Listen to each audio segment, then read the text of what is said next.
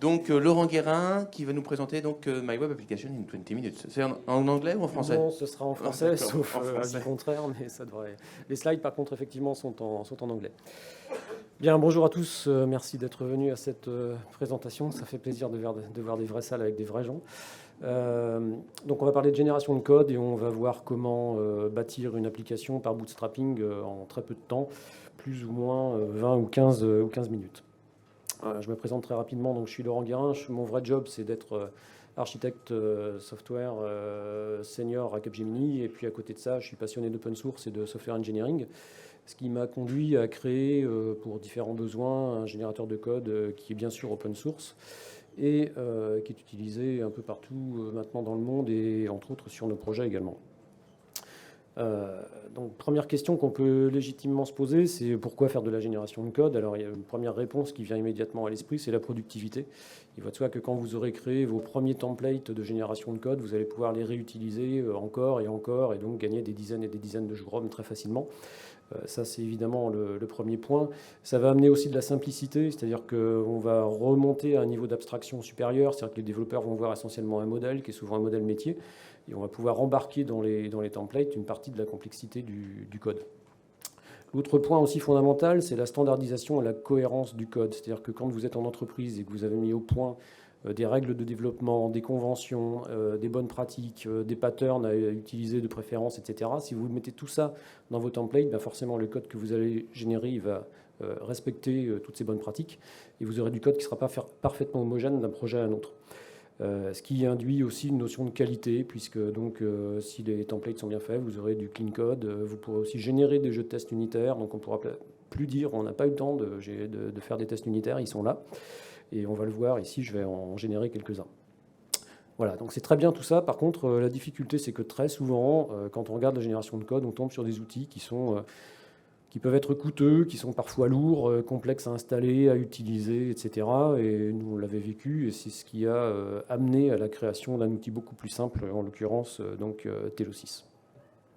Alors les grands principes qui sont les principes fondateurs pour la création de ce projet, c'est avant tout simplicité. C'est-à-dire que Telosys, c'est un outil tactique. C'est simple, c'est rapide à installer, rapide à utiliser. La courbe d'apprentissage est également très très courte. On l'a vu même avec des stagiaires, des développeurs très juniors. Ça ne nécessite pas de modèle important en entrée. C'est-à-dire que très souvent, quand on veut faire du MDA ou du MDE, on vous dit il faut commencer par faire un modèle UML, ce qui embête tout le monde, pour ne pas dire autre chose. Et donc, autre point, le produit est évidemment open source, sinon on ne serait pas là aujourd'hui. Il est gratuit et il n'est absolument pas intrusif, ce qui veut dire que vous ne vous engagez pas avec le produit. Le code qu'il a généré est totalement autonome. Vous pouvez prendre le produit et ensuite ne plus l'utiliser si vous le souhaitez. Donc, en résumé, c'est de l'outillage pour booster le démarrage d'un projet, pour faire un départ lancé. C'est léger, c'est utilisable, ça a été conçu par des développeurs pour des développeurs, hein, donc c'est assez light. Ce n'est surtout pas un choix d'entreprise, vous n'avez pas besoin d'aller demander à votre service achat d'aller acheter des licences ou je ne sais quoi. Vous n'êtes absolument pas engagé par rapport à l'outil. Encore une fois, ça s'installe, ça s'utilise et éventuellement ça s'oublie, ça se supprime, mais très souvent ça se conserve parce que c'est quand même assez pratique. Et puis donc courbe d'apprentissage très rapide. Autre point fondamental, très important par rapport à d'autres générateurs de code qui peuvent ressembler un peu parfois à Telosys, c'est que très souvent il y a un effet boîte noire. Vous avez pris un générateur de code, il vous a craché du code, et puis le code à l'arrivée, il est ce qu'il est, et souvent il n'est pas exactement ce que vous auriez voulu, mais vous ne pouvez pas le modifier ou vous ne pouvez pas le modifier facilement. Là, depuis le début, l'idée de Telosys, c'est d'être totalement ouvert, alors ouvert en tant que solution open source, mais aussi ouvert sur ce qu'on va utiliser en termes d'artefacts, c'est-à-dire les modèles. Vous pouvez agir sur le modèle pour customiser votre modèle, et vous pourrez aussi agir sur vos templates de génération de code. Ce qui fait qu'à l'arrivée, vous allez obtenir exactement le code que vous voulez à la virgule près, c'est-à-dire avec vos commentaires en français, vos règles de formatage, etc., enfin toutes vos bonnes pratiques. Et donc, ça va permettre de générer n'importe quel type de fichier texte, et donc n'importe quel langage. Donc, c'est multilangage, quel que soit votre langage, même un langage complètement atypique. Si vous créez vos templates, vous pourrez le générer. Et donc aussi, quel que soit le framework en question, le framework utilisé par le langage. Donc ça génère aussi, pas que du code standard, mais des scripts SQL. Vous pouvez générer des fichiers de documentation OpenAPI, des scripts Postman, etc. Tiens, pourquoi ça va plus Voilà. Donc concrètement, ça se présente comment? Ça se présente sous la forme de 2 outils. Le produit historique qui est un plugin Eclipse. Et puis très vite, à travers le monde, des utilisateurs ont dit bah oui, mais nous, on fait du C# ou du Python ou du PHP, on n'est pas très Eclipse, on utilise autre chose, et donc on préfère avoir soit un outil intégré dans un autre IDE, ce qui est compliqué à faire, soit tout simplement un outil en mode CLI, donc en ligne de commande. Et c'est ce qui a été fait. Donc maintenant, il y a 2 outils. Et pour le CLI, il y a des extensions pour les principaux éditeurs pour avoir de la coloration syntaxique. Voilà pour la théorie. Donc maintenant, on va passer à la démo directement. La démo qui va se présenter comme suit. Donc ça, c'est la vue d'ensemble de la démonstration. On va séparer totalement pour que vous voyez bien qu'il n'y a pas de rapport entre le projet lui-même et le générateur de code. Donc le générateur de code va être dans un répertoire qui est Telosys Project. Et puis le code généré va être du code Python qui sera donc dans Python Project. Et on va, dans un premier temps, ça se fait toujours en 3 temps, la génération de code Telosys. Dans un premier temps, on design le modèle, c'est-à-dire qu'on va faire son modèle métier. Ensuite, on va récupérer, adapter ou créer de toutes pièces les templates qui ciblent le langage qu'on veut générer. Et puis en 3, c'est la partie la plus facile, on va générer, mais là c'est le générateur qui fait tout le boulot. Alors pour faire ça, on va cibler une petite application web en Python. J'aurais pu prendre n'importe quoi, j'ai pris Python parce que c'est open source et puis c'est pratique pour faire ce genre de démo. On va regarder ce que c'est qu'un modèle. On va prendre un premier bundle de templates. Les templates sont organisés en ce qu'on appelle des bundles, donc des paquets de templates cohérents entre eux. Donc un premier bundle pour générer un modèle plante UML pour avoir une représentation UML du modèle. Ensuite, on va générer la partie entité DAO pour la persistance en base, des scripts d'initialisation de la base, les services, les tests. Et puis en dernier, on va générer donc la partie IHM avec les contrôleurs et les vues qui s'appuieront sur Bottle. Et puis pour le projet, on va utiliser Telosys CLI, donc le CLI. Et puis on gardera tout ça dans VS Code pour la partie projet Python. Donc ce que je vais faire, c'est que je vais prendre directement ici donc Telosys CLI, ça ressemble à ça. Donc c'est tout simplement de la ligne de commande. Ici, mon projet n'est pas initialisé, donc il y a un certain nombre de commandes. Si vous voulez voir les commandes disponibles, il suffit de faire point d'interrogation. Et pour commencer, on va commencer par le modèle. Donc, pour créer un nouveau modèle, on fait nm pour new model. Je crée un modèle fou ici. Si je liste les entités, je n'ai pas d'entité. Je peux faire un new entity bar, et puis je vais avoir une entity bar. Bon, voilà. Donc, comme on n'a pas le temps de créer tout un modèle, si je fais lister modèle ici, j'ai un modèle existant qui s'appelle cars, donc je vais le prendre. Je vais faire modèle car. Voilà, donc c'est mon modèle courant, le prompt a changé. Si je liste les entités, je m'aperçois que dans mes entités, donc j'ai des marques, des voitures, des entreprises et puis des drivers donc, qui vont conduire les voitures en question. Si je veux éditer si je veux voir ce qu'il y a dans une entité, en l'éditant par exemple, je vais faire Edit Entity, je vais prendre une voiture. Et là, il va me lancer Notepad++ parce que je suis sous Windows, mais j'aurais pu prendre n'importe quel autre éditeur. Et là, je vois ici ce que j'ai dans mon projet, donc générateur de code, là, avec mes différentes entités, notamment une voiture. Alors, une entité, ça se représente de façon très très simple, c'est du texte. Vous pouvez l'éditer avec VI si vous voulez, il n'y a pas de difficulté. Donc, c'est une voiture qui a un certain nombre d'attributs ici, donc un ID avec un type. Les types sont des types neutres indépendants du langage. Ils sont convertis dans le type du langage cible en fonction donc, du langage cible. Et puis, il y a un certain nombre d'annotations et de tags, notamment ici, ça veut dire que ça, c'est la clé primaire. Des contrôles de surface, ça c'est quand on va générer l'IHM va automatiquement embarquer les contrôles de surface et ce genre de choses. Si vous faites du JPA en Java, c'est pareil. Les clés étrangères sont définies également à ce niveau-là, donc on dit que là on a non seulement une clé étrangère, mais qu'on va vouloir aussi gérer un lien vers la voiture. Bon, et puis toutes les entités sont décrites comme ça. Quand le modèle est fait, on le vérifie, on fait un check modèle, puis il dit ok, le modèle c'est bon, il y a 4 entités, ça me va, ça fonctionne. Donc ça, c'est la première étape. Donc le modèle ici, c'est fait. Maintenant, on va prendre un premier bundle de templates pour générer une vision graphique du modèle.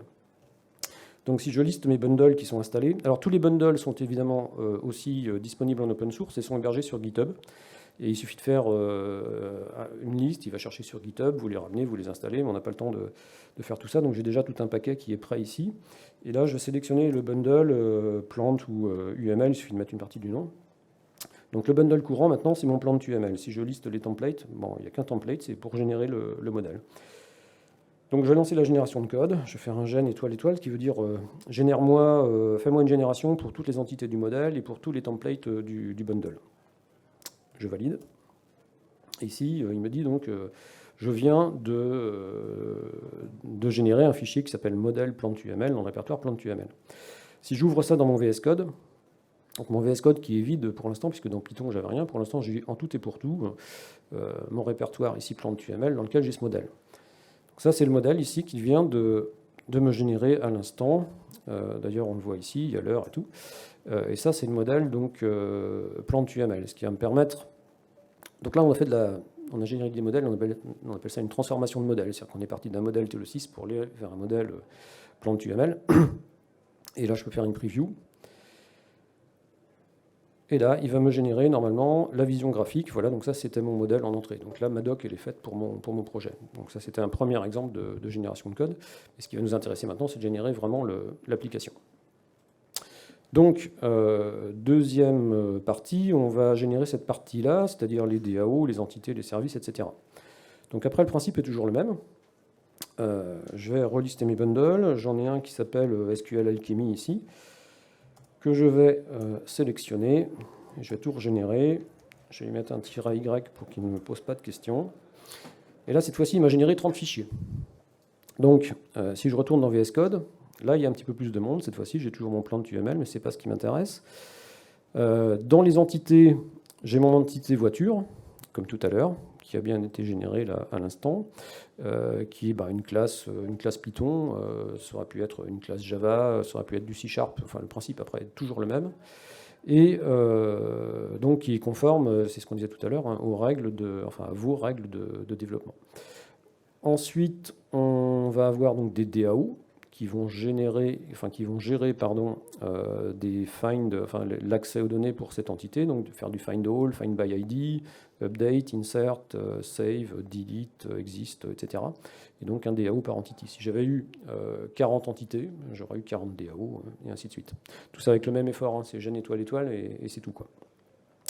Et puis des services qui vont au-dessus, et puis des tests.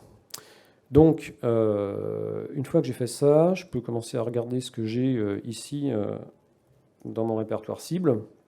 Donc, j'ai un certain nombre de scripts qui ont été créés. Donc, notamment, il y en a un qui s'appelle Create Database qui va me permettre de créer ma base de données. Donc, ça veut dire que là, on a généré du SQL à l'intérieur, si on veut aller voir. Donc, on se sert juste de Python pour exécuter des bouts de code SQL. Donc, le Create Table pour la voiture, pour la compagnie, etc., etc. J'aurais pu générer du SQL pur et puis l'interpréter avec mon interpréteur SQL de la même façon. Donc ici, on va faire create table. Donc il m'a créé 4 tables.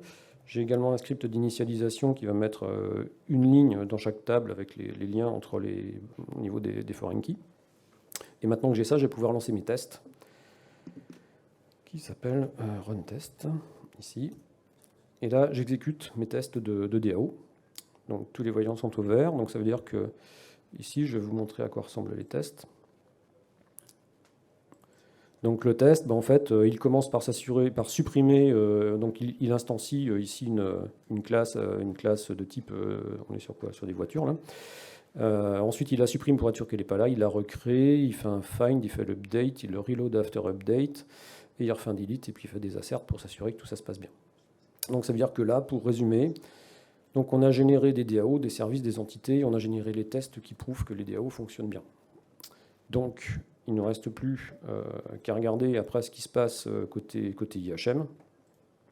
Donc côté IHM, il doit me rester un certain nombre de bundles, notamment un qui s'appelle le MVC Bottle.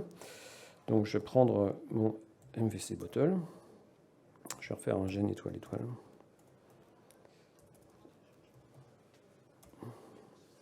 Et là, il m'a généré 19 fichiers qu'on va trouver donc dans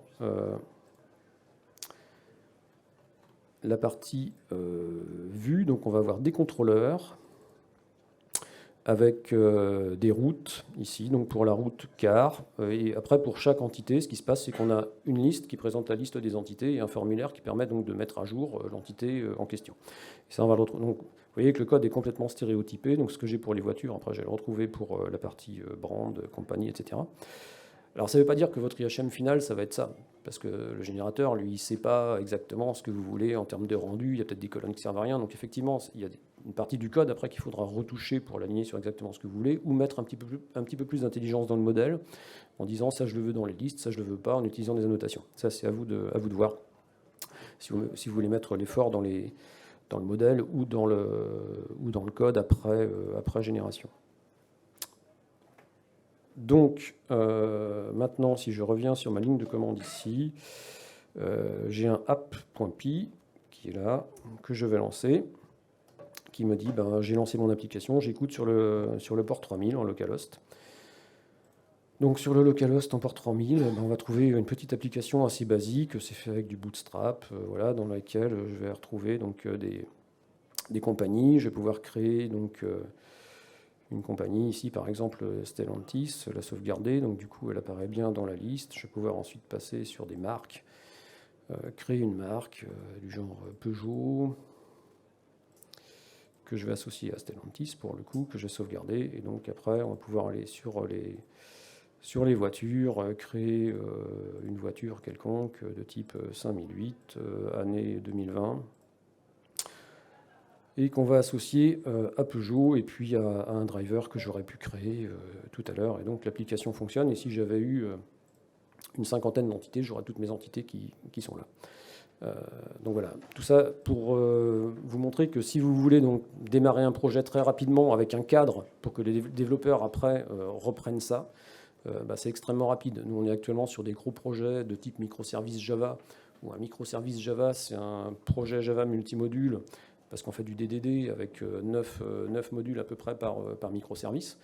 Donc quand le développeur commence à travailler à la main, c'est soit il démarre from scratch et puis il se crée tout, et puis les pommes XML, et puis c'est pénible, alors il va reprendre un truc qui existe, il va faire du copier-coller, plus ou moins bien. Alors que là, ce qu'on fait, c'est qu'on génère, et au moment où le développeur commence à intervenir sur le code, il a déjà ses scripts de création de base qui sont présents, il a ses DAO, il a ses aggregate routes en termes de DDD, il a son interface REST, on génère également la partie Open API, et après il n'y a plus qu'à aller mettre vraiment le code métier qui est de la valeur ajoutée là-dedans, et le bootstrapping du projet en tout cas est fait naturellement.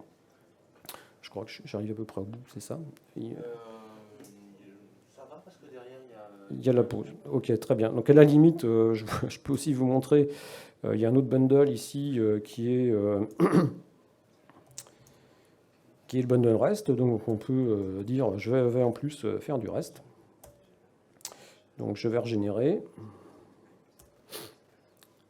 Et maintenant, je dois avoir normalement une application supplémentaire ici, qui s'appelle AppREST.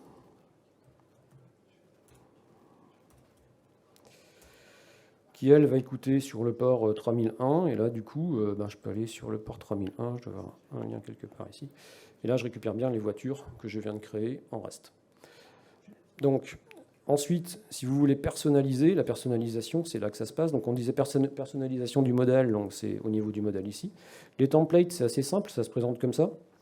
Si je prends par exemple mes templates MVC ici avec mes contrôleurs, donc ça, c'est le contrôleur c'est le template qui va générer chaque contrôleur pour chaque entité. Donc on retrouve la partie de code un peu en dur, et puis en incrustation ici, donc ce qui vient du modèle métier, du modèle d'entité. Le moteur de templating ici, c'est du Velocity. C'est un peu l'équivalent de... On parlait de Twig tout à l'heure, ce genre de choses.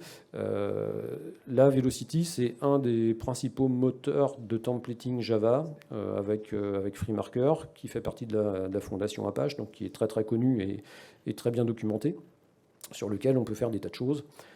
Puis après, vous verrez aussi que il y a pas mal d'éléments qui sont embarqués de plus en plus. On enrichit aussi les capacités à travailler sur les parties du modèle, et là tout ça est aussi évidemment bien documenté, on fait des boucles là-dessus. Et la prise en main de ce genre de langage de templating, sur les projets, on voit qu'en général, même un développeur junior, en quelques jours, il s'approprie assez vite ça, et certains développeurs passionnés par la génération de code vont eux-mêmes créer des templates assez naturellement et assez facilement. Quand on en a fait 2 ou 3, ça va ensuite assez vite. Et ça, si je veux le personnaliser ici, je vais remettre, je sais pas, je peux mettre un commentaire de plus ici. Je veux dire évidemment démo Paris. Je l'enregistre. J'étais sur quoi? Sur mes contrôleurs quoi là, MVC. Donc je vais repasser sur sur mon bundle MVC. Je vais tout régénérer. Et là, normalement, si je vais dans mes contrôleurs maintenant qui sont là, je retrouve bien mon démo Paris qui est apparu ici. Hein. Donc voilà, donc c'est vraiment, au début, on fait ça, on édite les templates d'un côté, on régénère, on vérifie si ça compile, si on est sur un langage compilé, etc. Et puis après, quand on a quelque chose, alors il faut investir sur la qualité évidemment des templates. Hein. C'est-à-dire qu'en gros, on part toujours d'un modèle existant, c'est-à-dire qu'on fait l'application idéale telle qu'on voudra l'avoir à la main. Ensuite, à partir de ça, on réextrait les parties communes, on fabrique les templates. Et on dit, ben, ça, c'est comme ça qu'on va fonctionner maintenant dans l'entreprise et c'est avec ça qu'on bosse. Donc voilà les grands principes. Je vous ai mis, donc tous les slides là vont être, il y a la description sommaire de la démo avec les principales étapes qu'on a fait. Ces slides-là, si ça vous intéresse, seront disponibles sur SlideShare. Je les publierai la semaine prochaine, je pense. Et puis ensuite, si vous voulez suivre le projet, tout est ici. Vous avez évidemment donc, le site web, www.telosis.org, un compte Twitter que vous pouvez suivre et puis retweeter les news éventuellement, un tag Telosis sur Stack Overflow, c'est-à-dire qu'il y a pas mal d'anglo-saxons là, qui s'intéressent au sujet, donc le tag a été créé il y a maintenant quelques années. Il y a un groupe LinkedIn également, il y a une chaîne YouTube. Tout est disponible sur GitHub, le Telosis CLI qui se trouve là, le plugin également pour Eclipse. Tous les templates, c'est-à-dire que si vous allez sur ce site de templates, ici vous allez trouver des exemples de templates pour générer du Scala, alors du Java bien évidemment, du C#, du Python, oui on l'a vu, du PHP, qu'est-ce qu'il y a d'autre, du Go. Golang, enfin, et puis si demain vous avez un langage un peu bizarre que vous êtes les seuls à utiliser, vous pouvez quand même générer du code, il n'y a pas de difficulté, c'est faisable. Si vous pouvez prendre 3 secondes pour cliquer sur Star, ça nous fera plaisir, il n'y en a jamais assez. Et puis tout le matériel utilisé, à la fois le modèle Cars ici est téléchargeable sur cette URL, et là vous avez tous les templates qui ont été utilisés pour la démo, hein, que vous trouverez sur GitHub. Et pour faire cette démo, vous avez besoin d'un Python version 3, même inférieur à celle-ci, de Bottle et de SQL Alchemy pour la persistance en base. Voilà. Si vous avez des questions, j'y répondrai avec plaisir. Et s'il y a des amateurs de stickers, j'ai aussi des stickers si vous en voulez. On va prendre 1 ou 2 questions et après on fera le break. Alors, il y a 2 mains, c'est parfait. J'ai juste une question vis-à-vis des versions, typiquement entre, imaginons, de Java 8 à Java 16. Comment ça se passe pour définir ça? Ça se passe par... Enfin, c'est dans les templates en fait, de génération de code. Vous allez décider de générer pour du Java 2, si c'est très ancien, ou du Java 11 ou du Java 9. Il faudra juste... vous verrez sur les templates qui sont publiés sur GitHub, en général, c'est mis... Java 7 quelque chose ou Java 8, c'est-à-dire qu'en gros, on dit que c'est un template qui a été validé pour telle version de Java. Okay. Il y avait Symfony justement tout à l'heure. Si vous décidez de générer du code pour Symfony, effectivement, vous allez générer du code pour une certaine version de Symfony. Hein. Ça, c'est la même chose. Quoi. Ok, merci.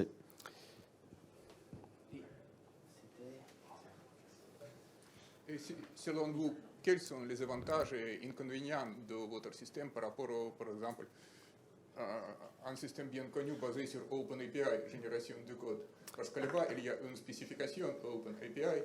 Ah, alors. D'accord, là-bas, c'est le modèle est inclus dans cette spécification. Oui. À la fois, il y a aussi ce qu'il faut, quels sont les codes de retour pour les applications basées RESTful Web Services. Oui. En fait, la question, vous, pour OpenAPI, et vous aussi pour plein d'autres domaines de l'application. OpenAPI, effectivement, il y a un générateur, donc soit on fait du contract first, soit on fait du code first et on remonte le contrat. Donc le générateur d'OpenAPI qui va produire du code, on est typiquement dans l'effet boîte noire qu'on évoquait tout à l'heure. Si je prends Si je reprends mon petit schéma là, ici, là. Si vous mettez OpenAPI, donc vous prenez votre fichier YAML d'OpenAPI et vous générez du code. On l'a encore fait il y a peu de temps sur du Go. Quand OpenAPI dit moi je veux générer du Go, il va générer du Go à sa façon. Il va laisser le choix entre une ou deux stacks pour faire du reste, c'est-à-dire du Gorilla Mux ou des choses comme ça, ou du Gin. Enfin, il va prendre des options. Mais ce n'est pas forcément les vôtres. Donc si vous voulez générer du code qui est exactement ce que vous voulez, il vaudra mieux faire vos templates vous-même, donc prendre du Telosys. Après, il y a un autre aspect, c'est que il est plus facile. Nous, on utilise aussi le générateur de code OpenAPI dans notre projet, à côté de Telosys, parce qu'on fait du contract first. La difficulté, c'est que les développeurs, ça leur fait deux choses à faire. Et on va probablement tout faire avec Telosys, parce qu'en une seule fois, tout sera fait. Des outils pour bootstrapper, il en existe plusieurs, mais qui sont souvent très, très ciblés. Il y en a qui vont bootstrapper, par exemple, en Java, uniquement du JPA. OpenAPI va faire la partie REST. Et puis, il y a d'autres outils qui vont bootstrapper des IHM pour Angular, pour Vue.js, pour React, etc. C'est un peu hétérogène, tout ça. Là, l'intérêt, c'est qu'avec un même outil, on va pouvoir tout faire. De la base de données jusqu'à l'IHM, en passant par les tests unitaires, possiblement même des tests d'intégration bout en bout. On l'a fait sur certains projets. J'ai un utilisateur qui, lui, fait du move to cloud en générant tous ses microservices intégralement jusqu'au Dockerfile, etc. et la construction. Donc voilà, vous prenez ce que vous voulez là-dedans. Vous pouvez faire qu'une partie de l'application, mais le gros intérêt, c'est ça. C'est la couverture intégrale de toutes les briques de l'application. Mais ce n'est pas obligé. Vous pouvez dire la partie Vue.js ou la partie IHM pure en SPA, on l'a fait à la main. J'ai des utilisateurs qui s'en servent juste sur une partie de leur code. Et puis, il y en a d'autres qui se disent, finalement, avec ça, on a tout. On a un modèle aussi, on a un modèle unique qui est plus fin, c'est-à-dire que qui peut être plus fin que certains modèles. Sur OpenAPI, par exemple, il y a des limites quand on définit le modèle des entités. Donc voilà, on peut mixer les deux ou prendre uniquement... enfin, en tout cas, Telosys peut tout couvrir. OpenAPI ne pourra toujours couvrir que la partie REST. Oui. Ça les doute. Oui. Et pour vous, pour couvrir tout, vous devrez ajouter ce que vous appelez REST, après vous l'appelez MVC, c'est ce que vous ajoutez. Oui, on fait un template. Là-bas, c'est ciblé REST. Et aussi, il y a une spécification standard. C'est il y a deux versions, version 2, version 3. Et c'est au niveau de cette année Linux Foundation, c'est une spécification standard. C'est l'avantage que vous écrivez selon les standards. Et pas quelque chose Alors, dans OpenAPI, les standards, ce sont les fichiers YAML en fait, qui décrivent... Les fichiers standards sont standardisés. Oui. Oui, au niveau de Linux Foundation, c'est ce qui semble être l'avantage, voir quelque chose de standard. Et aussi, là-bas, c'est bien que c'est une chose assez ciblée, c'est RESTful Web Services. C'est pour ça. Et aussi, là-bas, il utilise le système de template, et vous pouvez soit utiliser les templates qui sont disponibles par défaut, soit fournir une option OMP, mettre tous les templates. Oui. Ça, c'est quand on fait du contract first. Et on a d'autres situations où on fait du code first et on régénère le contrat à partir du code. C'est les deux solutions. Je vous propose de poursuivre peut-être ceux que ça intéresse juste après. Et pour qu'on ait le temps de faire un petit break entre les sessions. Merci beaucoup, Monsieur Guérin. Merci.